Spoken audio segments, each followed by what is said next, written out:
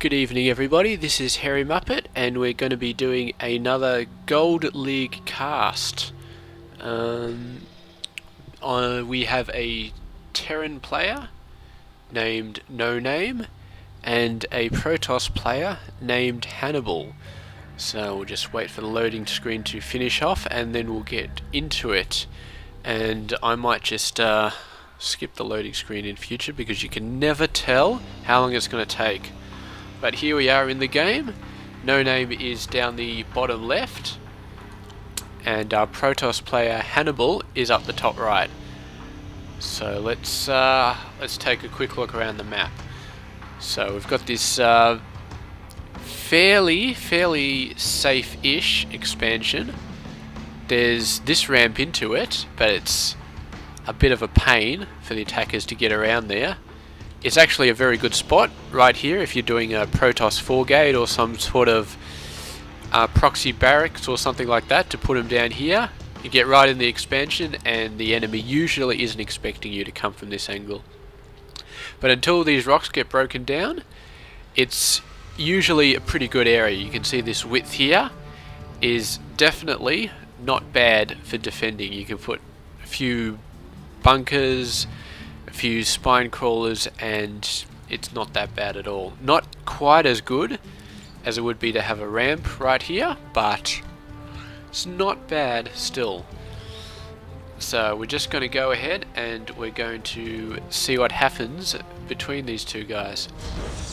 Looks like we've got very standard play from the Protoss so far. That was I believe there was a 12 or 13 gate, which is usually the best, because if you do I think it's a 9 or 10 pylon and a 12 or 13 gate, you can pretty much build probes continuously and never have to stop producing them and still be able to chrono boost on the Nexus. So he's putting down the second pylon here so that he can continue to produce past the 18 limit. And yeah, from here you can either see him push out an early Zealot for a bit of base defense, or what a lot of players will do as well is they'll go straight into a cybernetics core, which you'll do regardless. You always go into cybernetics core, but they won't build the Zealot at all. They'll wait until the cybernetics core's up and then they'll just start producing stalkers or even sentries. Sentries are very high level play though, to be able to use a sentry very well. So it's good if you want to be a really good Protoss player. Start building sentries early on. Start learning out how to force field effectively, because that's what will make you a pro player. And so we'll see if he builds stalkers or sentries straight out of this gateway. Looks like he's just waiting for this to finish off. He's got the second gas coming up as well, so we might see sentries, because that's a pretty early second gas for the Protoss player. Let's just depart from this for a second. Go over to the Terran. He's getting a pretty early second gas for himself as well. He doesn't need this gas very quickly. He is building a factory here. So if I was to say fast factory off one barracks and then a fast second reactor, I might think it something like Banshees, perhaps. It's not a Hellion Rush, because I believe if it was a Hellion Rush, then he'd be building a reactor off this first barracks, and then when the factory finishes, he'd swap the factory over onto that reactor. So I'm guessing he'll build the factory, and the factory will create the tech lab, and then a starport to start going for Banshees, and we'll see how that goes. Now he's built a mothership core here. Is that the, let me have a look at the units tab. Yes, that's the only unit he's built. I can't check the dependencies, unfortunately, but I guess the cybernetics core is a requirement for the mothership core, which I guess would make sense. So not going for sentries, going for a mothership core, so that's very good in terms of doing a bit of scouting and base defense as well.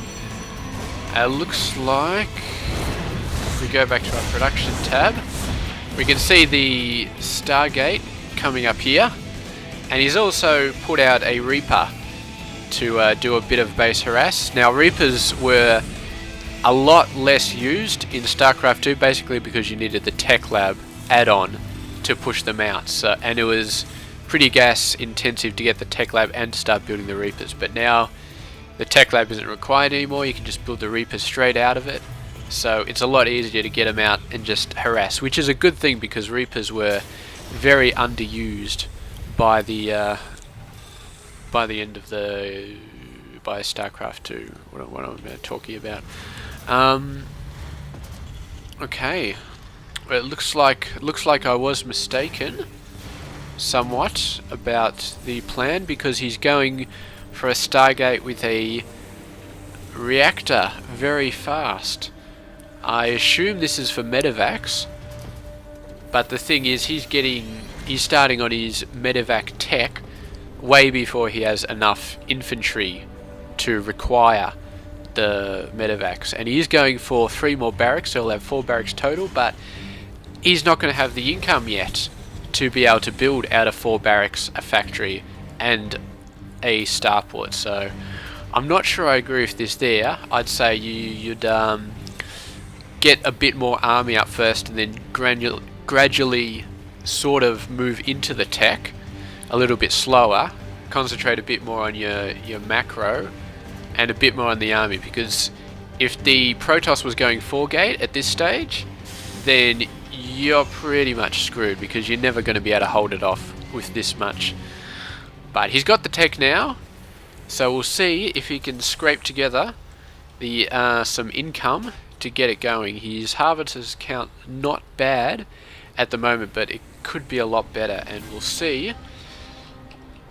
After this, what the hell is that thing called? The orbital command gets finished. We'll see how long he can maintain building 2 SCVs constantly, and if he can, if his macro is good enough to keep them pumping out, to keep those workers constantly building, then I think eventually he should be able to get up the forces that he needs to. Meanwhile, of course, the Protoss is seeing everything. He's seen the medevac, so that's a pretty good idea of what tech route the Terran is going. And the Protoss, meanwhile over here, he's got his expansion set up. His income is pretty good. He's doing a slightly better job of pushing out the workers than the Terran player is doing.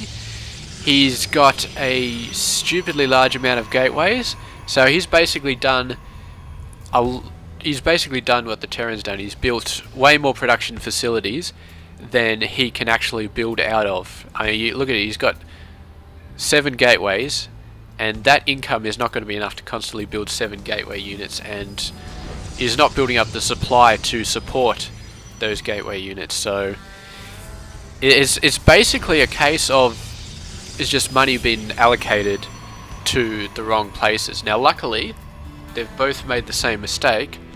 If one person had built less facilities, like only 3 gates in a robo, and just produced continuously off this, then for the next couple of minutes he would have a much larger army than the other player, and he'd be able to go in and do some damage. But it looks like these guys are both setting up for a very macro heavy game. There's a bit of scouting over here, but that's it. There's no moving over of army, no just at least trying to clear the ramp, trying to get up the ramp, do a little bit of a push, see how much damage you can do.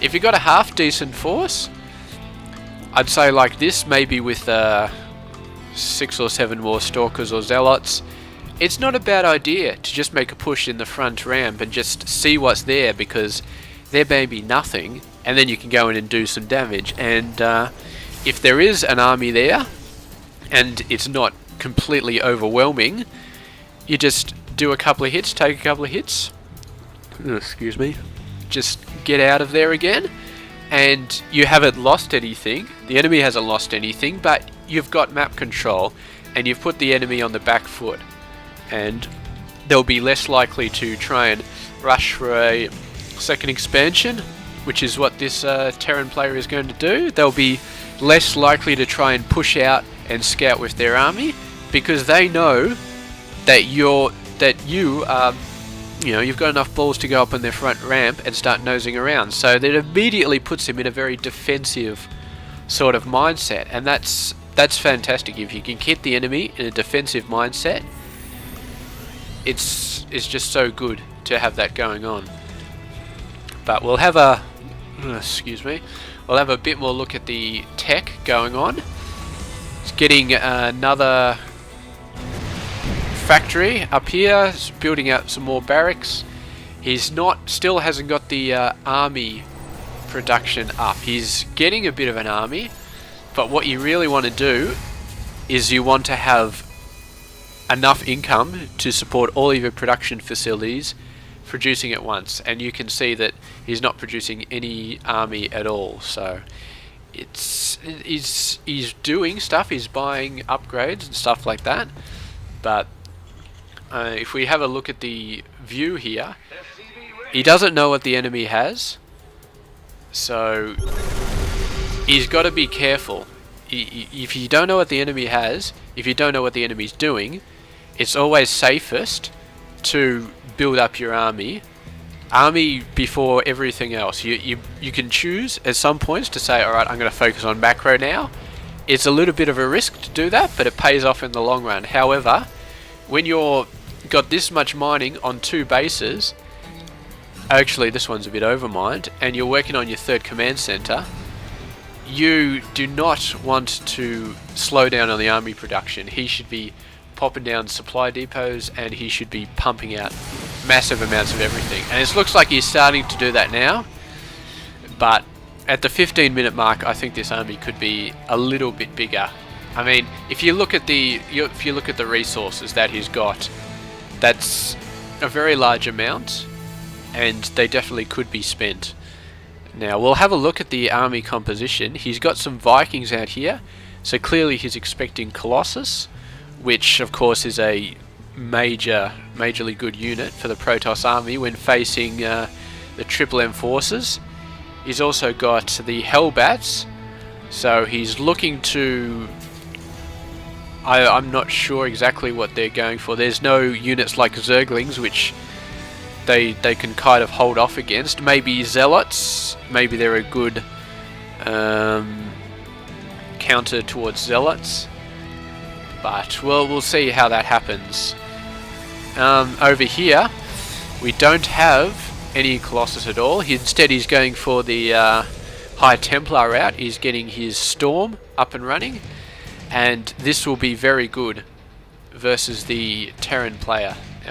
The Terran player is not really prepared for Psystorm.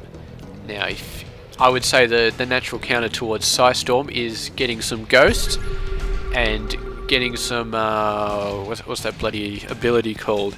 It's not feedback, because that's the High Templar.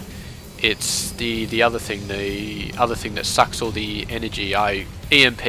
It's EMP, the Ghost ability, which EMP is good versus Protoss regardless, because it chops off a lot of their shields, and if it hits the Templar, it chops off a lot of their energy as well, so they can't storm. It's basically, when the Terran and the Protoss army comes together, it's a case of which one gets off first, the Psystorm or the EMP. If the EMP gets off first, the High Templar are useless. If the Psystorm gets off first, then the Terran army their health gets reduced by quite a lot. So we'll see how it goes. He's actually getting pretty close to max now. He's obviously been pushing very recently. And if we look at the income, he's better than the Protoss player. He's getting up and getting his army higher, better than the Protoss player. And this early building is actually going to work in his favour now, because I don't know if I would... Oh, bloody oath. The Protoss is trying to outbest the Terran as far as the production facilities go. So basically it's going to come down to army trading at this point. He's got to trade out his army, and then he's got to build up as soon as he can. And he's got to take out some of the Protoss economy at the same time, because what it's going to come down to is I lose a massive amount of army. How fast can I build them back up? can I build him back up faster than the Protoss? And I mean, he's got the bank to do it. So he can lose most of his army and probably build back about 50, 60 supply in a few minutes. He's got the production facilities and he's got the bank. The Protoss doesn't have quite as much bank, but the Protoss does have the production facilities as well. So we'll see exactly what happens with this map. But yes, it's generally, if you've got a maxed out army, you don't want to just stay still with it. You want to go out there and do some damage. So it looks like that's what he's going to be doing here. See what's going, get rid of those rocks.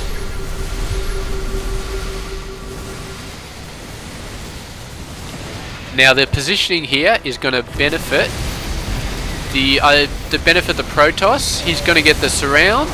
These guys are clumped up getting through the gap, and the Psystorms have just done an absolute travesty what's just happened to the Terran army. They're pretty good. They've got a lot of Marauders, so the medevacs are going to be able to heal them. But then the Protoss comes out, and they're not going to get a perfect concave like they did before, but hitting the storms on that already weakened army is going to push it back. And now here we see the production going up. We've got Marauders, Hellbats, Thors. I'm not sure if I agree. I was going to say stick with Triple M. You've got the upgrades for them. But on the other hand, that Psystorm is very good versus Marines. Not bad versus Marauders. And Psystorm is very ineffective versus Thors.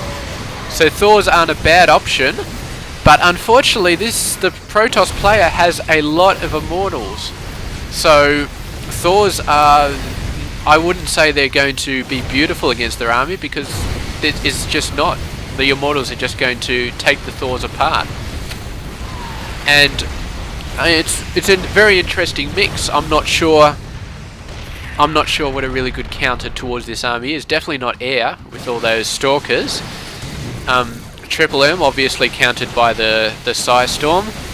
Heavy Mech countered by the Immortals. Definitely I think Marauder Heavy is something that could work here. Marauders take the Psystorms a lot better than the Marines do. They can't take too many Psystorms, but they can go in and they can do a lot of damage and still survive for a longer period of time. They are armoured though, so the Immortals will go through them, but the Immortals go through a Thor as well, and the Thor, they're a lot more expensive, they're a lot more clunky, and it's a lot harder to run a Thor away from a Psystorm. But anyway, it looks like the Protoss is pushing that advantage, just using the Psystorms to maximum effect, and really without Ghosts, without some good EMPs, he's pretty much got no answer to the Psystorms. He got hit, and he got hit again, and then he got hit again. And unless you can deal with the High Templar, you pretty much... I mean, it's very hard to dodge a Psystorm. It's very, very hard. Triple M can do it sometimes if they stim up and move, but if you've got Psystorms all over the place, then it's hard. It really is hard. So I mean, it was a really, really good army composition by the Protoss player here. And he's starting to get whittled down now. But if we look at the bank, I mean, he's got the bank advantage now. He's done the economic damage that he needed to. The Terran is basically getting no income whatsoever. There we go, no income. And it's pretty much game over for the Terran at this rate. He can attack all he wants to, but without a steady income, he's just not going to be able to build up an army that he needs to take out the Protoss player. So let's have a look here. Shift-O. Well, there's actually 12 minutes left on the game, so it doesn't look like the Protoss is going to push the advantage that much. He may be tech switching over to Void Rays carriers, something like that. I'm not too sure. Maybe he's just experimenting. Maybe he's saying, all right, I've got the game won. Let's build some other units and see how they go. Definitely, I don't think he needs to tech switch at this stage to win the game. But I guess he's just more interested in experimentation at this point.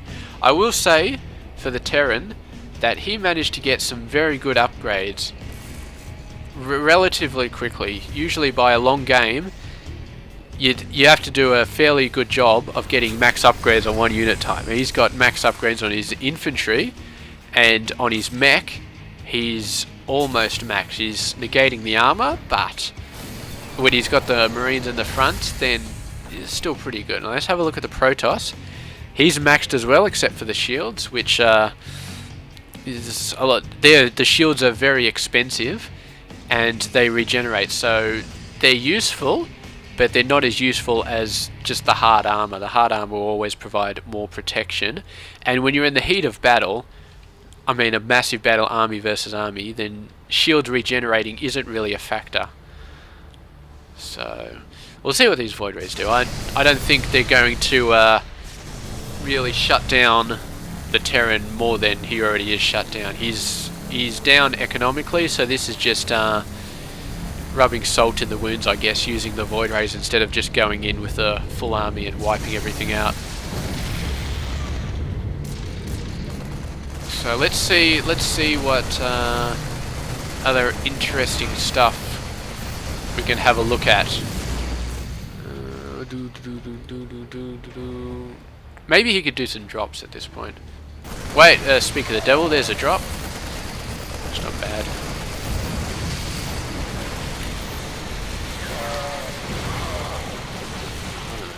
I don't see it happening, but if he can get simultaneous drops off at this base and at this base, and the Protoss isn't paying attention, he loses all of these workers, then I think the Terran might be able to get back in the game. I don't see it happening, but I mean, you never know. Stranger things have happened. So he's getting an income anyway. He's getting an income. He's actually supply capped because he's lost so many supply depots. But yeah, it's well, let's have a look over here, because there's actually a fairly huge battle. He's going in with all his forces. He's built up, but the Protoss still has this massive amount, and it's when you're this far behind in the game, you've got to do economic damage. You can't just say, well, the Protoss is ahead economically and he's ahead in army, but I'm going to build up my army. I'm going to get some economy, sit down, start mining again, and then build up an army and take him head on, because it's just not going to work. You're too far behind at that stage. You've got to do two things. First off, you've got to make sure that the enemy army doesn't attack you, and the second thing is attack the enemy army's economy. And if you drop enough, then the enemy army is going to be chasing their own tail. It's all down to the efficiency of a unit. If the unit, like say we'll take a Stalker, right? If the Stalker's just sitting there, it's not being efficient at all.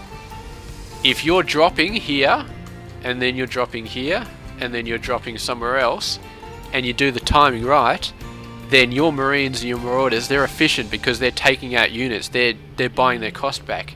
And if the Stalkers are constantly running in between bases, then I mean they're not paying for themselves if they're just running around in the middle of the map, running between bases.